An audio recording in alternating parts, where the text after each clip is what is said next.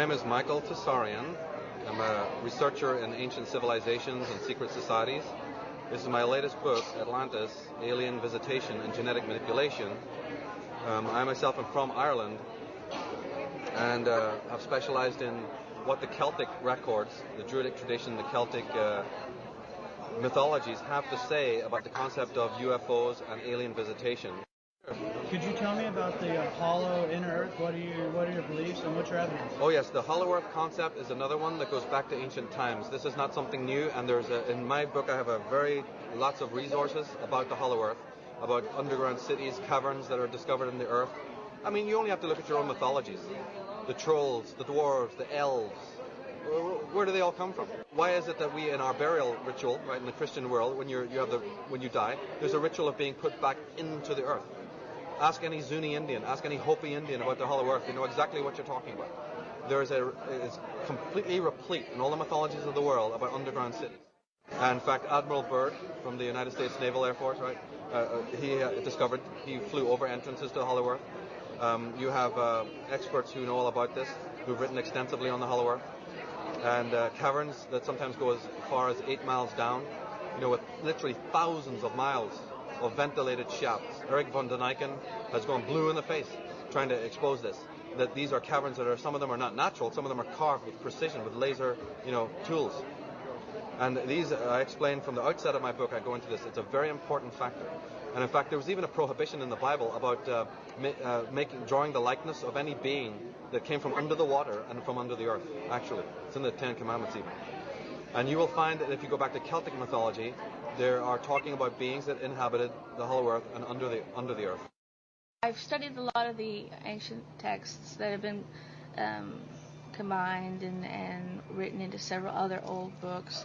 Madame Blavatsky, she was a big fan of the hollow earth theory and actually traveled down to South America and was looking for entrances into the South American cave systems, which are actually connected to the other tunnel systems all around the world. And it's fascinating. And you can come into a modern city, any modern city, someplace as big as Dallas, and when they're putting in highways, freeways, sewer systems, they inevitably run into uncharted tunnel systems under Dallas. And these tunnels have strange tracks in them with these little cars that move by themselves. And you think it might be a coal type of mine, or there's no coal mining in Dallas. You can go into a real coal mining town like Bridgeport, Texas, where there were actually several shafts back in the turn of the century, about 1800s or so, where they put 7 or 8 shafts into the town, under the town of Bridgeport. But today, there's not 7 shafts anymore.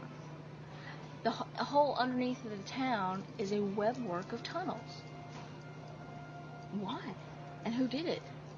And I'm currently trying to get maps from the Railroad Commission to see, why and where are they going, and all the exterior entrances to these old coal mines are all sealed up, buried up, but many of the old buildings have secret access tunnels to the tunnel system underneath this town. So it gets rather fascinating. Back again to the concept of secret budgets and secret societies.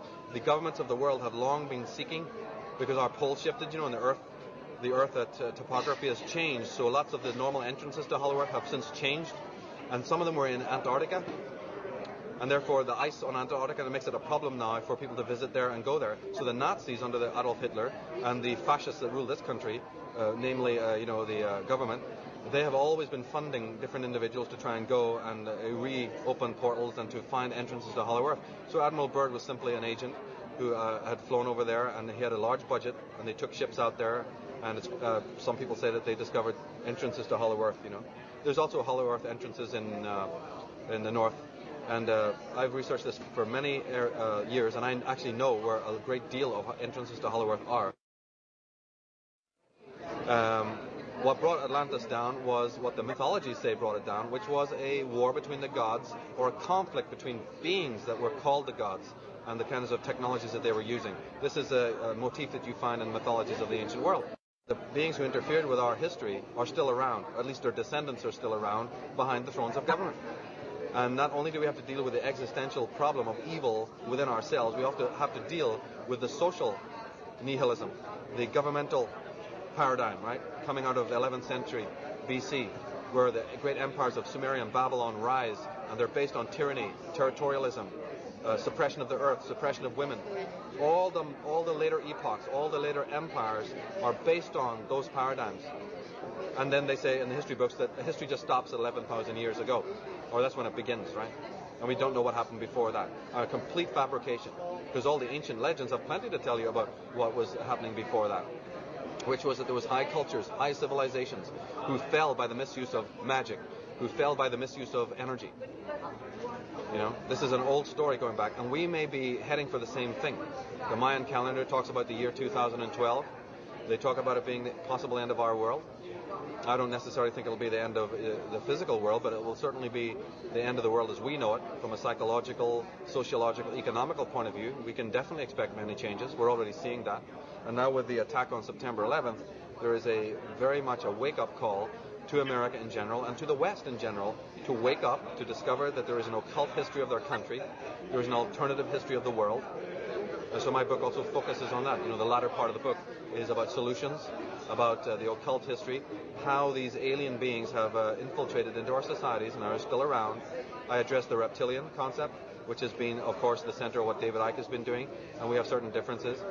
And Zachariah Sitchin's work, I talk about that. I'm in the tradition of these kinds of scholars.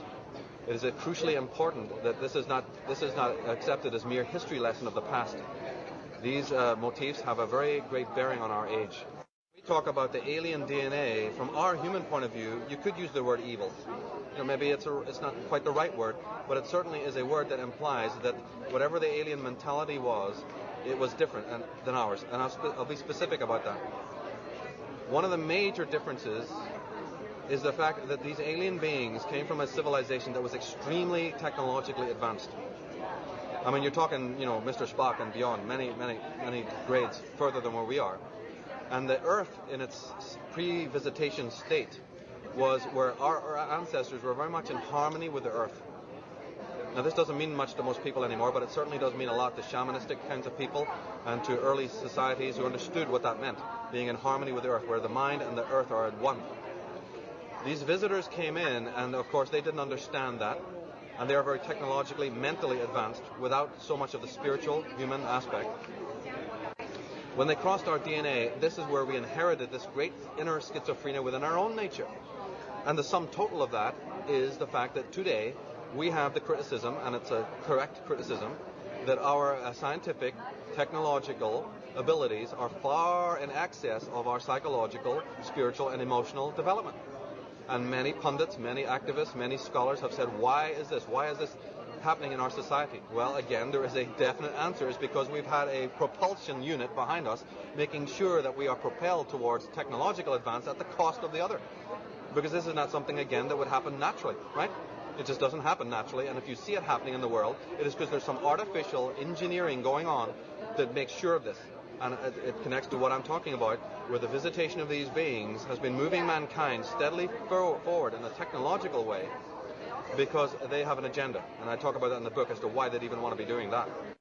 And when I talked about the Mayan calendar 2012 as an end game date, well, we're very close to that now. We're already past the new millennium. And philosophers, mystics, psychics are saying that time is going to actually speed up.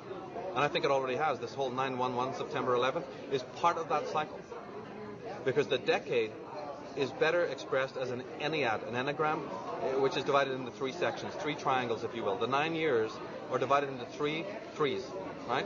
And the first triangle ends in 2003, obviously. 2000 to 2003 is one triangle.